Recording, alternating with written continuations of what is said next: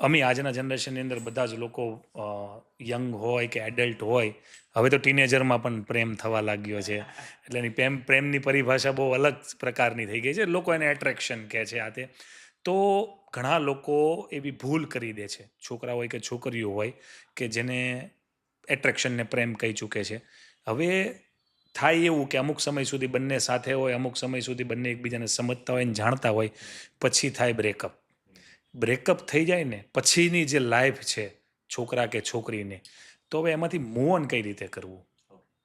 તો જે લોકો મેં કીધું ને કે એક સમજણ એનામાં હોય, બાળકોમાં હોય કે પછી કોઈ પુરુષમાં હોય, સ્ત્રીમાં હોય, જેમાં આ સમજણ છે કે પ્રેમ કોને કહેવાય, એ ક્યારેય આવું નથી વિચારતું કે પાત્રને ભૂલી જવું. અને કદાચ તમે ભૂલવાના પ્રયત્ન કરો છતાં પણ એ વ્યક્તિ હૃદયમાંથી નથી નીકળતું. એ તો આજીવન હૃદય માટે સ્થાયી થઈ ગયું હોય. તો મૂવ ઓન છે ને, એ એક્સેપ્ટનેસથી થઈ જતું હોય. તમે સ્વીકારી લ્યો ને કે જે ઘટના બની ગઈ છે એમાં કોઈ જ ફેરફાર થવાનો નથી. એને સ્વીકારવી જ પડશે. તો તમે એને સ્વીકારતા થાશો. સ્વીકારતા થાશો એટલે ધીમે, ધીમે, ધીમે, ધીમે તમારામાંથી એ નીકળતી જશે. તમારા માટે જે સ્ટ્રેસ છે એ ઓછું થતું જશે. તમે એ વ્યક્તિને ભૂલવાના પ્રયત્ન ન કરો. તમે એવું સમજો કે એની યાદો સાથે હું કેવી રીતે મારું કરિયર ફોકસ કરું. એની યાદોને હું સમય આપું કે આ સમયે એ મને બહુ યાદ આવે છે. તો બાકીનો જે સમય તમારી પાસે વધ્યો છે એમાં તમે તમારા કરિયર ઉપર ફોકસ કરો. એની યાદો સાથે જીવો. મારી એક રચના છે કે એની યાદો સાથે કેમ જીવાય? મારું મન જાણે. એની યાદો સાથે કેમ જીવાય? મારું મન જાણે. ને મારો એક દિવસ કેમ થાય? મારું મન જાણે. ને તમે તો રહી શકો મારી વગર પણ હૃદય અને મારી ઉપર શું વિતાય? મારું મન જાણે. એટલે અમુક યાદ એવી હોય એનું જ મન જાણતું હોય કે યાદ જ્યારે આવે એ કઈ રીતે હેન્ડલ કરતો હોય. માનો કે કોઈ એવી વ્યવસ્થા છે કે જ્યાં જ્યાં પોસિબલ જ નથી કે તમે એને યાદ કરીને રડી શકો. ત્યાં અચાનક યાદ આવી જાય તો? હા. કારણ કે એને અને ફેસ અશ્રુ જ ઉપર નથી. કોઈનો કાબુ નથી, સીધા નથી. બાર આવે. એટલે એ સિચ્યુએશનને કઈ રીતે હેન્ડલ કરવી ને એ માત્ર કોઈ એક સ્ત્રી કે એક પુરુષ જે આ વ્યથામાં છે એ જ જાણી શકતો હોય, બરોબર? તો મૂવ ઓનને એક્સેપ્ટ કરી લ્યો. તમે એ વ્યક્તિ તમને છોડીને ગયું છે કે તમે એને છોડીને ગયા છો કે સિચ્યુએશનને બેને અલગ પાડ્યા છે, તો એને સ્વીકારી લ્યો. તમે કોઈ પણ વસ્તુને સ્વીકારી લ્યો ને, તો એ ધીમે ધીમે તમારાથી દૂર જાય છે.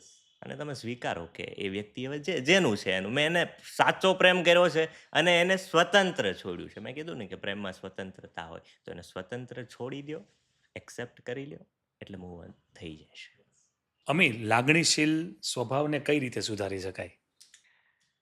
ઘણા લોકોનો મને આ પ્રશ્ન એકચ્યુઅલી મેસેજમાં પણ હોય છે કે સાહેબ અમે બહુ લાગણીશીલ છો અને અને લોકો અમારો ફાયદો ઉઠાવે. ઉઠાવે છે, રાઈટ?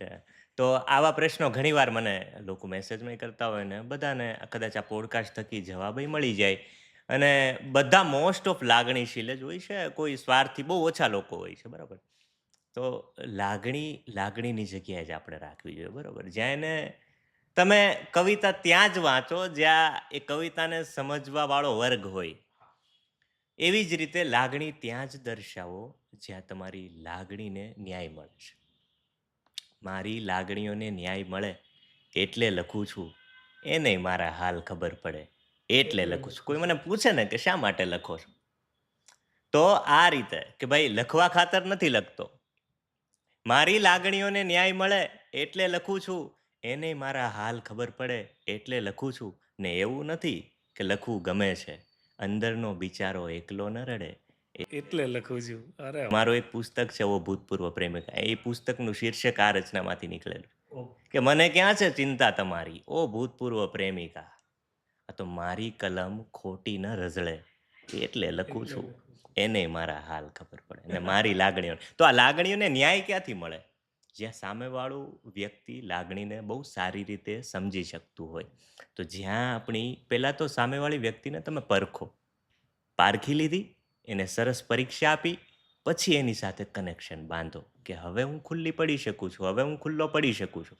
પછી જ ખુલ્લા પડો. ઘણીવાર આપણે બહુ ફોર્સમાં ને બહુ ફોર્મમાં આપણે બધું જ કહી દેતા હોય કે ભાઈ હું આમ છું, હું તેમ છું. પછી પછતાવાની શરૂઆત થાય. તો આ જે આપણી જાતને સાચવવાની જે રીત છે ને આપણે શીખવવી પડશે.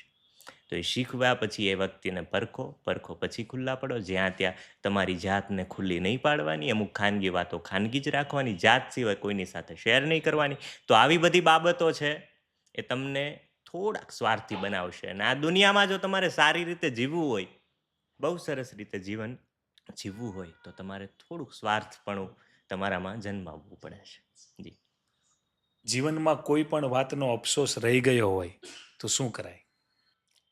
અ, અફસોસ એવી વસ્તુ છે ને કે તમે કોઈ ઘટનાને જીવવા માંગતા હો અને એ ઘટના તમારી સાથે જ્યારે થાય ત્યારે તમને ખબર જ નથી કે એ ઘટના તમારા માટે કેટલી કિંમતી છે. એ ઘટના નથી, એકચ્યુઅલી પ્રસંગ છે તમારા માટે, અવસર છે. પણ ત્યારે તમે એટલા પરિપક્વ નથી હોતા કે એ ઘટનાને જીવી શકો.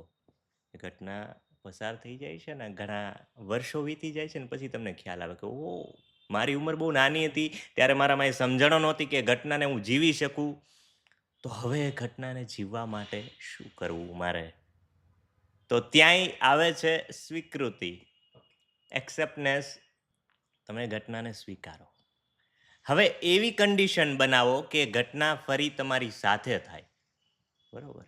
તો એવી કઈ ઘટના છે? માનો કે કોઈ વ્યક્તિ છે, એ વ્યક્તિ તમારા જીવનમાંથી જતું રહ્યું છે, કદાચ મમ્મી હોય, દાદી હોય.